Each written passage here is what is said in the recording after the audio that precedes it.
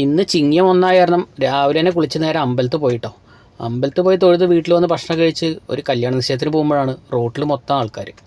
അപ്പോൾ എന്താണെന്ന് അന്വേഷിച്ച് വണ്ടി നിർത്തിയപ്പോഴാണ് അവിടെ ട്രാക്ടർ പൂട്ടി മീൻ പിടിക്കുക. അപ്പോൾ കുറച്ച് നേരം അത് നോക്കിയിരുന്നു. കാരണം ട്രാക്ടർ പൂട്ടുക മീൻ പിടുത്തം എന്നൊക്കെ പറയുമ്പോൾ നമ്മുടെ ചെറുപ്പകാലത്തൊരു ഫീൽ നമുക്ക് എന്തായാലും ഉണ്ടാവും. അങ്ങനെ അതൊക്കെ കഴിഞ്ഞ് ട്രാക്ടർ അടുത്ത പാടത്തേക്ക് പോയപ്പോൾ നമ്മൾ മെല്ലെ വണ്ടി എടുത്തിട്ട് കല്യാണ നിശ്ചയം നടക്കുന്ന ഹാളിലേക്ക് വന്നു കേട്ടോ. കല്യാണ നിശ്ചയം നടക്കുന്ന ഹാളിലെത്തിയപ്പോൾ നമ്മുടെ ഫ്രണ്ട്സ് മൊത്തം അവിടെ ഉണ്ടായിരുന്നു. നമ്മുടെ വീടിൻ്റെ അടുത്തുള്ള മണിയേട്ടൻ എന്ന് പറഞ്ഞ ആളുടെ മോളുടെ ആയിരുന്നു കേട്ടോ നിശ്ചയം. അങ്ങനെ നിശ്ചയത്തിൻ്റെ പരിപാടി കഴിഞ്ഞ് ഫുഡിൻ്റെ പരിപാടിക്ക് കിടക്കാൻ പോകാം കേട്ടോ. എനിക്കാണെങ്കിൽ 12:30 ഓട്ടം ഉണ്ട്, സമയം 12 മണിയായി. അപ്പോൾ പിള്ളേർ കാര്യങ്ങളൊക്കെ സെറ്റ് ചെയ്യാനുമ്പോൾ ഒരു സമാധാനമായി. കാരണം എനിക്ക് ഇഷ്ടപ്പെട്ടൊരു സാധനമാണ് ഈ നെയ്ച്ചോറും ചിക്കൻ കറിയും. ഇടയ്ക്കേ ഈ അച്ചാറും തൊട്ട് കൂട്ടിയില്ലെങ്കിൽ പെട്ടെന്ന് ബിരിയാണി മട്ടക്കും. അങ്ങനെ ഫുഡ് കഴിച്ച് പുറത്തിറങ്ങിയപ്പോൾ നല്ല മഴ. എങ്ങനെ പോകും, സ്കൂട്ടറാണ് ഇനി.